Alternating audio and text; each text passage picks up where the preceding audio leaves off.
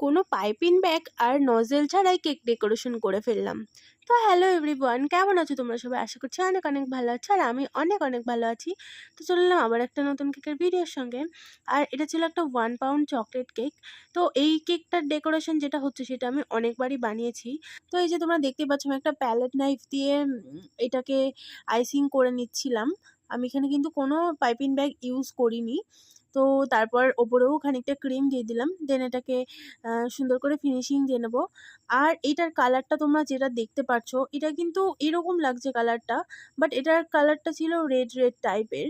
মানে সেদিন জানি না ক্যামেরাটা এরকম কেন হয়েছে, পুরো পিঙ্ক কালার মনে হচ্ছে, বাট এটা রেড কালার। তো যাই হোক, এই যে আমি এটাকে এবার ফিনিশিং নিয়ে বেশ খানিকক্ষণ ফ্রিজে রেখেছিলাম। তো এই যে যেরকম যেরকম আমাকে বলা হয়েছিল, আমি সেই জিনিসগুলো এখানে বসিয়ে দিলাম। দেন সুগার বলসগুলো দিয়ে দিলাম। আর এই যে কেকের ফাইনাল লুক দেখলে তো কালারটা। তো যাই হোক, কেমন লাগছে জানিও।